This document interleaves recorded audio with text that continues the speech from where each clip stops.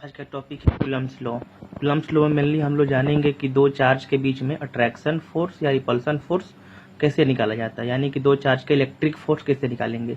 तो Coulomb's law के according किसी भी दो चार्ज के बीच में सपोज ये पॉजिटिव चार्ज है तो इनमें रिपल्सन फोर्स होगा, और ये दोनों पॉजिटिव नेगेटिव चार्ज है, दोनों में अट्रैक्शन फोर्स होगा।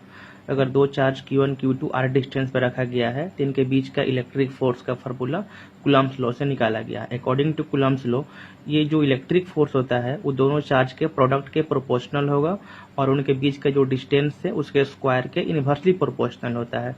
दोनों इक्वेशन को मिला देंगे तो फोर्स हो जाएगा proportional to Q1 Q2 by r square. Proportional हटाने पर कांस्टेंट के आता है, के कांस्टेंट है, इसका वैल्यू दो बातों पर डिपेंड करता है। पहला सिस्टम ऑफ यूनिट और दूसरा दोनों चार्ज के बीच में कौन सा मीडियम है। अगर मान लेते हैं दोनों चार्ज के बीच में एयर मीडियम है और सीजीएस यूनिट में अगर इसको मेजर किया जाए तो के का वैल्यू यहाँ पर 1 ली। अगर एसआई यूनिट में देखा जाए और दोनों चार्ज के बीच में एयर मीडियम है तो एसआई यूनिट में के का वैल्यू होगा 1/4 पाई एप्सिलॉन नॉट। यानी कि सीजीएस यूनिट में इलेक्ट्रिक फोर्स का फॉर्मूला हो जाएगा Q1 into Q2 upon r square, और एसआई यूनिट में फोर्स का फॉर्मूला होगा Q1 Q2 upon 4 pi epsilon naught r square. ये जो एप्सिलॉन नॉट दिख रहे हैं आप, इसको बोलेंगे absolute permittivity of free space. इसका वैल्यू याद करना होगा 8.85 10⁻⁻12 कूलम स्क्वायर पर न्यूटन पर मीटर स्क्वायर। अगर एप्सिलॉन नॉट का वैल्यू के में पुट कर दिया जाए, के का जो वैल्यू था 1/4 पाई एप्सिलॉन नॉट, ये तब का के का वैल्यू मिलेगा 9 × 10⁹ न्यूटन मीटर स्क्वायर पर कूलम स्क्वायर। अब एक बात है कि एप्सिलॉन नॉट का डायमेंशन बहुत बार एग्जाम में पूछा हुआ है, और आपके HC वर्मा बुक का फर्स्ट क्वेश्चन भी यही है। तो डायमेंशन आपने देखा भी होगा, 11th क्लास का फर्स्ट चैप्टर है, तो ऐसे निकाल सकते हैं। अब यहाँ पर देखेंगे कि 1 कूलम का डिफिनेशन कैसे देंगे। ये बोर्ड एग्जाम के लिए है, 1 कूलम को डिफाइन करें। तो सपोज दैट अगर दो इक्वल चार्ज 1 मीटर के डिस्टेंस पर हो और दोनों चार्ज के बीच में इतना इलेक्ट्रिक फोर्स लग रहा है, तो ये कूलम्ब्स लॉ के फॉर्मूला में कूलम्ब्स का जो फॉर्मूला है सारा वैल्यू पुट करते हैं। तो के के जगह पर 9 × 10⁹ के का वैल्यू पुट कर देते हैं। दोनों चार्ज चूंकि सेम है तो चार्ज का स्क्वायर हो जाएगा और डिस्टेंस 1 मीटर का स्क्वायर, तो चार्ज का वैल्यू 1 होगा। तो चार्ज के डिफाइन ऐसे करेंगे कि अगर दो इक्वल चार्ज 1 मीटर के डिस्टेंस पर रखा गया हो और उनके बीच में 9 × 10⁹ न्यूटन का फोर्स लग रहा है तो दोनों चार्ज को 1 कूलम बोलते हैं। के का डायमेंशन भी बहुत बार एग्जाम में पूछा हुआ है, तो डायमेंशन निकालेंगे के का इस तरीके। अब इम्पोर्टेंट टॉपिक एक है डाइलेक्ट्रिक कांस्टेंट।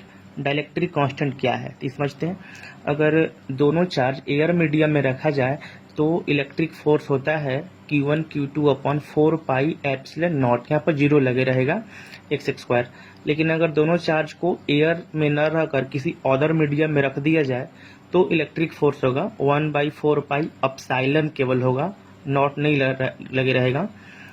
अब ये हो गया एयर मीडियम वाला इलेक्ट्रिक फोर्स, और ये अनदर मीडियम का इलेक्ट्रिक फोर्स।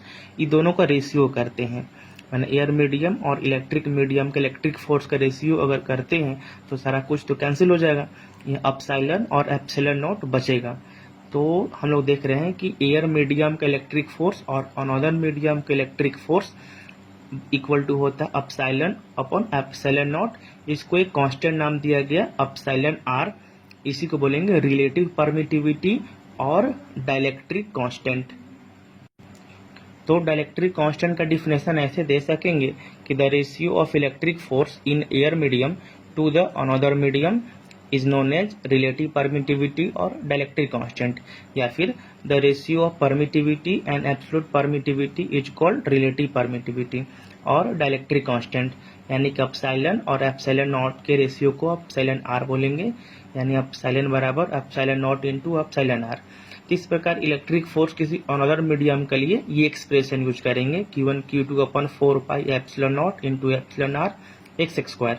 अब आप NCERT में क्वेश्चन 13 नंबर तक सॉल्व करेंगे, फ्रॉम 1 to 13। ये NCERT का होमवर्क है, सॉल्व करके रखें। अब हम लोग देखेंगे कि अगर किसी सिस्टम में दो से ज्यादा चार्ज हैं तो हम लोग नेट फोर्स कैसे निकालेंगे। तो टॉपिक है प्रिंसिपल ऑफ सुपरपोजिशन। तो सपोज दैट ये एक चार्ज है और यहाँ पर बहुत सारे चार्ज, एग्जांपल में हमने 4 चार्जेस लिए हैं, तो ये चारों चार्ज मिलकर इस सिंगल चार्ज पर कितना फोर्स लगाएगा।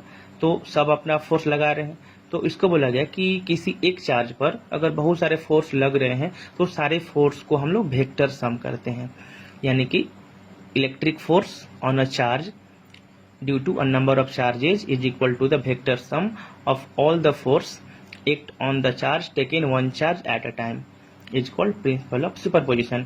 मैंने हम लोग किसी पर नेट फोर्स निकालना है, तो नेट फोर्स निकालने के लिए सारे फोर्स का वेक्टर सम करेंगे। अब कुछ शॉर्टकट है, फास्ट ट्रिक है। अगर दो इक्वल चार्ज है और उनके दो इक्वल फोर्स है और उनके बीच में थीटा एंगल है, तो नेट फोर्स हम लोग वेक्टर के रूल से, ट्रायंगल रूल का यूज कर करेंगे, तो नेट फोर्स का फॉर्मूला हो जाएगा 2f cos थीटा बाई 2। तो उस फॉर्मूला को पुट करेंगे, जैसे कि 60 डिग्री पर दो इक्वल फोर्स है f, एफ नेट निकालेंगे तो √3f हो जाएगा। 90 डिग्री पर होगा तो √2f हो जाएगा। 120 डिग्री पर दो इक्वल फोर्स है तो नेट फोर्स हो जाएगा केवल f। कूलम्ब लॉ पर क्वेश्चन है, 10 क्वेश्चन आपको दिए हुए हैं, आप सारा क्वेश्चन सॉल्व करेंगे, जो नहीं बनेगा पूछिएगा। 10 क्वेश्चन है और HC वर्मा बुक से कुल 20 नंबर तक क्वेश्चन सॉल्व हो जाएगा।